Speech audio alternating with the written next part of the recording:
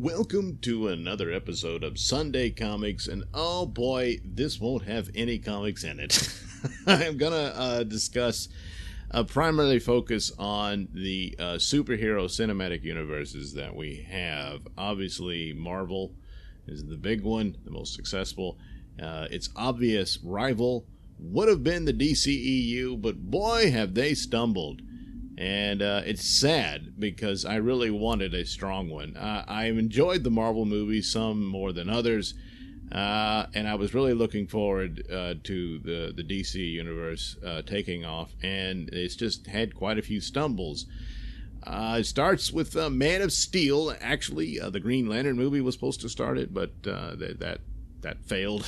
And then so Man of Steel got worked into this, followed by Batman versus Superman, which the theatrical version is pretty bad. There's some cool scenes in Batman versus Superman, and if you're a DC fan, there's that to enjoy. But the full cut is the one you want to go with. Or director's cut, I guess, or ultimate cut. I forget what the actual title is. I had the thing. I should have looked. That one is far superior. There are still flaws within the movie. I am not happy with the way they went with Lex Luthor. There's flaws in it, but it's still much more enjoyable. But nevertheless, the franchise, and the brand, if you will, was judged on the theatrical release. Now, the strength of the brand and the excitement for the movie drew the crowd in, so it made its money. But the reactions online and the critical response, Warner Brothers began to realize that this was problematic.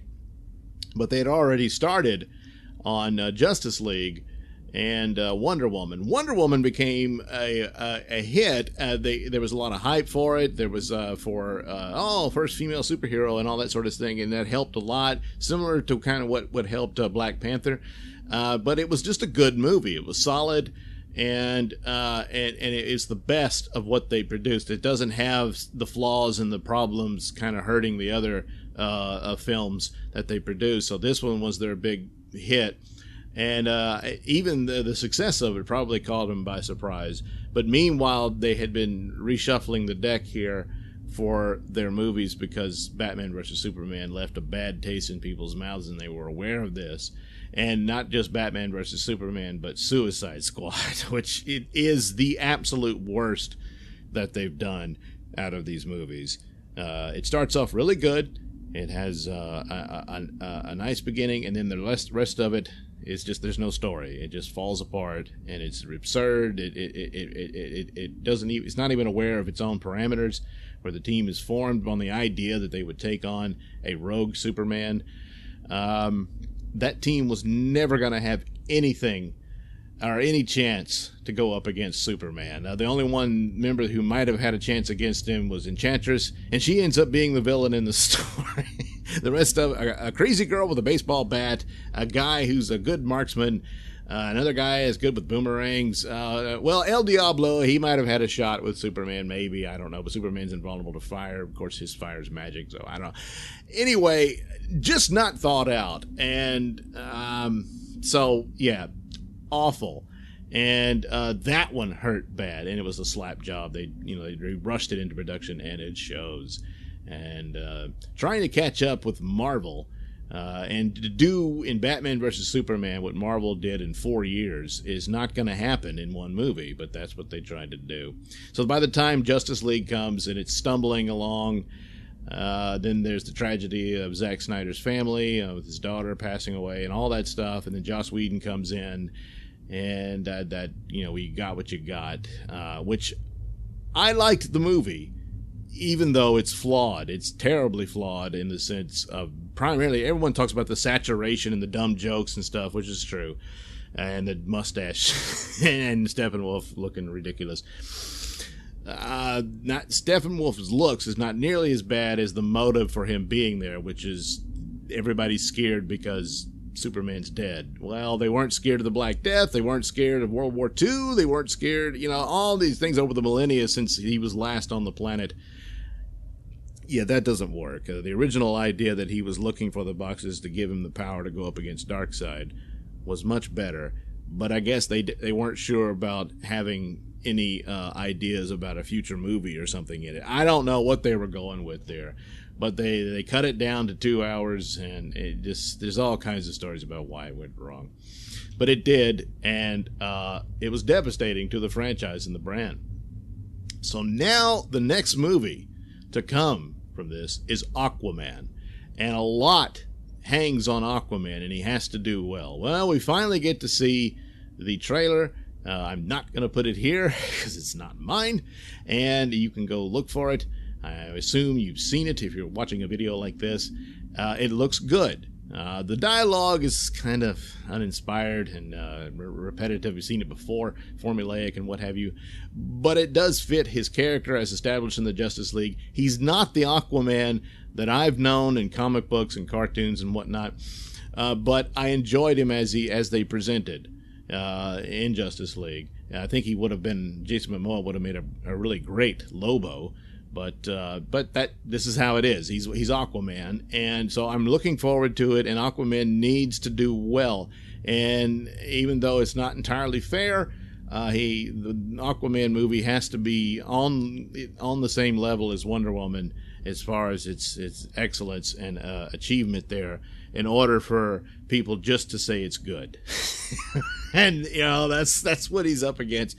But a lot hangs on Aquaman for a DC cinematic universe going forward. And I began to worry that they were going to recut these things to make it more standalone in the sense that each movie is its own individual thing and there is no expanded universe. I'm not crazy about that. I like, because I've seen individual movies, seen the Batman movies, seen the Superman movies, but there's nobody else. And I want it as it is in the comic books.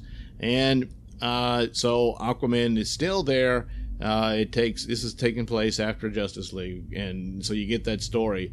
And then if there's any notions that they were going to abandon the whole expanded universe thing, no, Shazam comes next.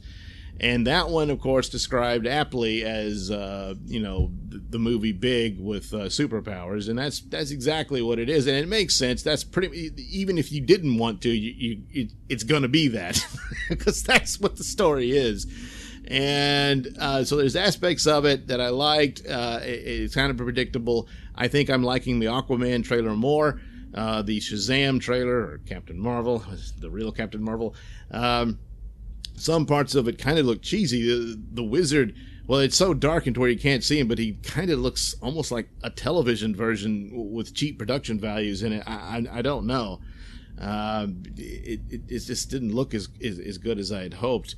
And I don't know why they just didn't, because the story looks to be based very largely on Jeff Johns' New 52 version of Shazam that was serialized in the New 52 Justice League series.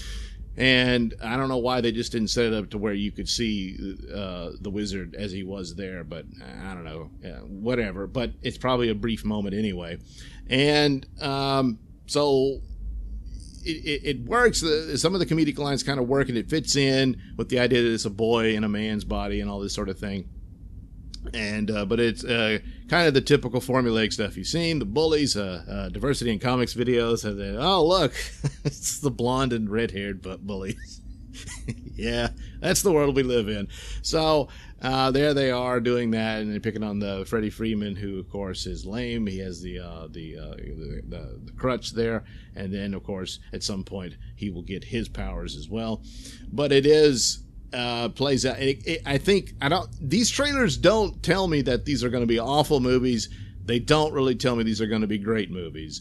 And trailers can be misleading in both ways. And so it's not like I'm in a I don't know point here. The humor, if it's kept at a minimum, it can help the film. If you've got a really good joke, fine. But if it's just humorous lines here and there to be like Marvel, it's one of those things that if there's too much of it, it's going to take me out of the film, and I do not like that. Because even at this point, Marvel is taking me out of films. Even Infinity War, it was kind of pushing me out as much as I like that movie. But again, trailers can be misleading. Despite my massive hatred for Last Jedi. I really loved the main trailer for that movie, and I still do. I just wish that movie existed. It does. But so, that being said, I'm hopeful for this, especially Aquaman, and Aquaman's coming first, and he's got to do well for the purposes of this franchise to succeed. And then, of course, Shazam, and I think Shazam can work, so I'm still hopeful. I'm not dashed by this. You know, there were certain things I was like, nah, but I think this it can work, and it makes sense that it would be kind of this silliness about it because he is a child. I think some versions, Captain Marvel and Billy Batson were actually two different people, but they're going with the idea, no, it's Billy transformed into this Superman-like guy. Oh, back to the point of whether or not the DCEU, which is pretty bad, DCEU, this DC movie universe, whatever, it's still there because you see elements, they're referring to the Superman movie and what have you in there, and Batman and stuff like that. So he lives in that world. So that's done, at least, unless these are scenes that will be cut out, because that's another problem with trailers, can be very deceptive. Most notably the Justice League trailer, which had scenes that were not in the movie. And this happens again and again and again with movies, because they're probably still hammering things out in between the time that the trailer's released and into the theatrical release. And so I'm hoping that stays put, because I think it's important, and I think it's something that Superman would be someone that a Billy Batson would look to for inspiration. So hopefully that stays put, and we're going forward. But DC Universe needs these to be hits. They need to do better than just well. I can argue that it's not fair, but other people would say, yeah, it is, because they suck. Well, okay, but that's neither here nor there. That's what DC's up against. They've got a mountain to climb, and if they do it right, they have an opportunity to overtake Marvel. They certainly have had ample opportunity to overtake Marvel in the comics, because Marvel Comics is all but dead. It's been beaten to death over the past 4 years, and I just don't see it recovering anytime soon. DC Comics had plenty of opportunity to overtake it, and in some cases they did in individual stories, but I just don't see them really amping up and stepping up to the plate for this. And unfortunately, they're hiring some of the same idiot people to write their stories, and may end up going down the same path, which is sad. But the Marvel movies dominates, and it's going to be a while. Well, not a while. Wonder Woman 84 is coming, and Wonder Woman is their big star, and that one should do well. But if Aquaman and Shazam flop and fail, it's really not going to matter, because Wonder Woman's not going to come out in time to save the deal. So they can just do a Wonder Woman trilogy and make money off of that, and then that'll be about it, and they'll have to go back to the drawing board. Right now, their plan seems to be all over the place. I think they're kind of still flailing about with another Joker movie, which doesn't sound that great to me. And then another 2 Joker movies, one's in the DCU, the other one's on its own. The Batman movie apparently still seems to be in the DCEU, but I don't know. Hopefully that is the case.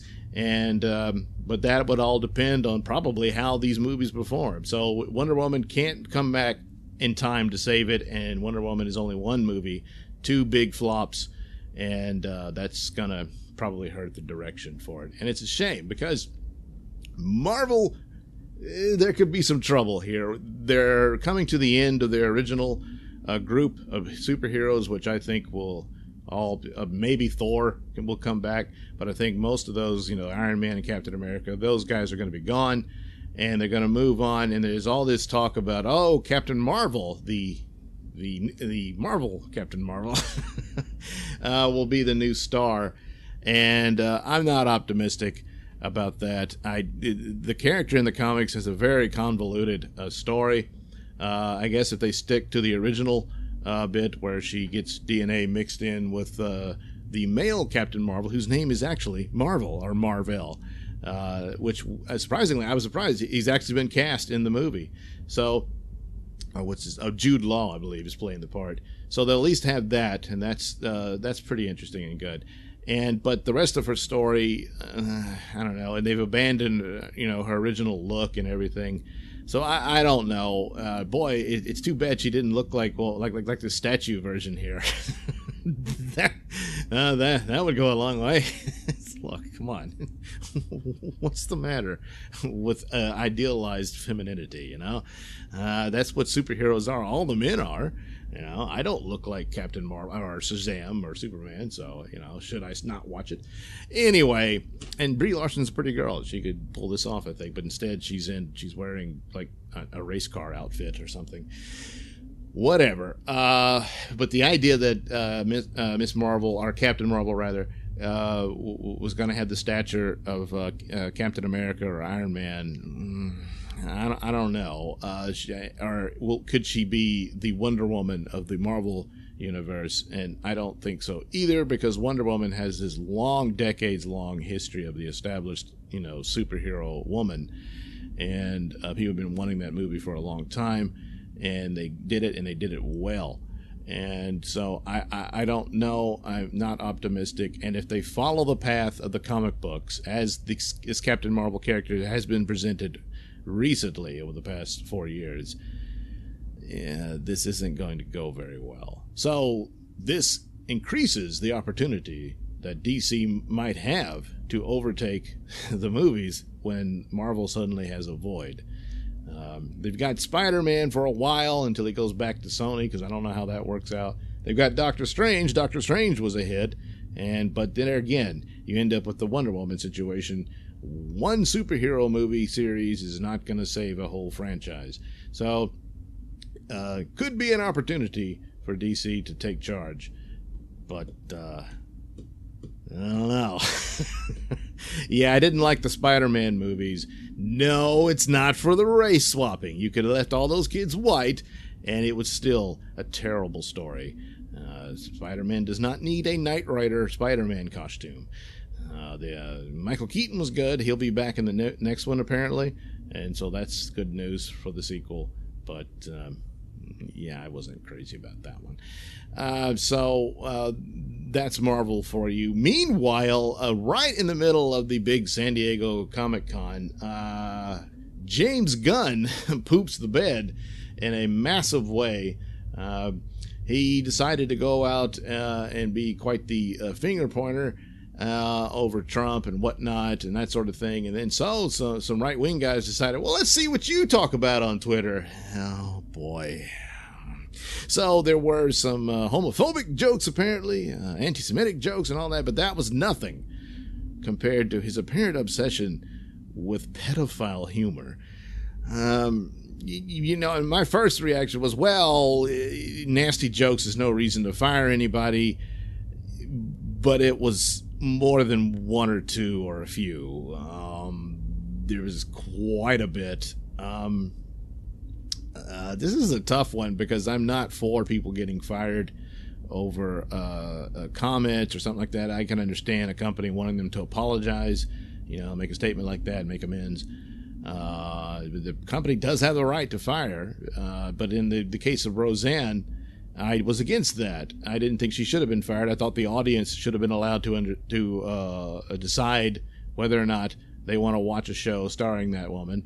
And especially within the same week, you got a Roseanne who's on the right now with supporting Trump rather openly, and then she gets fired, and then suddenly Samantha Bee does a comment that was misogynist, not racist in the sense of Roseanne's, but Samantha Bee does it within the same week, and no, not fired. Then you got Joy Reid, who is more serious, and she's not an entertainer, she's the host of a news program. And not only did she get caught with anti-Semitic and homophobic statements, but then she lied about them and said, oh, she was being hacked and all that sort of stuff. And eventually, yeah, okay, it was real. I was a different person then and all that. I mean, not fired. Not fired. And so I was like, boy, the left-wing card goes a long way. Peter Fonda engaging in saying he wanted Barron Trump to get raped in prison or something like, or in a cage or whatever, and his movie came out anyway. It bombed, of course. It was probably going to bomb anyway. So I don't know that there's any means of punishment for what he said. But then here comes James Gunn, the director of Guardians of the Galaxy Volume 1 and 2. I didn't really like Guardians of the Galaxy. The second one I liked better. I really liked Guardians of the Galaxy 3, otherwise known as Thor Ragnarok, but that wasn't directed by James Gunn. So maybe, what's his name? Tawa, boys. I can say Ragnarok, but I can't say the director's name. But you know who he is, and maybe he's the one they'll go to pick up Guardians of the Galaxy Volume 3. But James Gunn, so this is a tough one. He engaged in a lot of jokes about pedophilia. And quite a few of the problem is some of these lines, I didn't see what the punchline was supposed to be. And all coupled together, it makes it seem like he was obsessed with this. Plus, there was talk that there was some friend of his who got busted with child porn. He linked to a video that had a title of pubescent girls touching themselves. I'd heard someone said that the video was a young girl singing the I Touch Myself song. Yeah, whatever. I don't want to see it. But in conjunction, and all put together, it seems like, boy, he really obsesses about this stuff. Hollywood has a terrible reputation for this, especially with the film An Open Secret. That's a tough one to get through. But this keeps happening, and that the Hollywood money keeps it quiet, and there's several examples of this sort of thing going on. And it's hard not to get suspicious and creeped out by the situation. So I can understand why the company fired him, but on the principle of nasty jokes, should someone get fired, and I'm not entirely certain, should he apologize and all that for the behalf of the company, all this sort of thing. But boy, it's a lot, and he had apparently deleted 10,000 tweets, and when you put that into the hopper on this, I don't know. I'm thinking, yeah, he had to go. I mean, if I'm the head of the company, I'm probably going to fire him, even though, like I said, I didn't think Roseanne should be fired. James Gunn said Roseanne should be fired.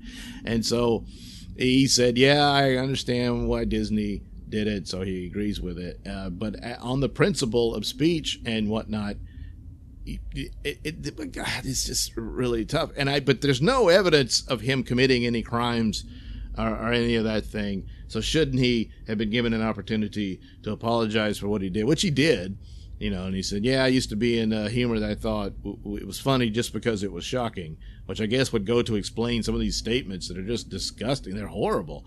And there's no real punchline to it. Now, it's tough, again, because I'm a fan of a comedian called Jim Norton who does these characters. His most popular one is Chip Chipperson, who has the character has a podcast that debuts every Sunday on Riotcast Network.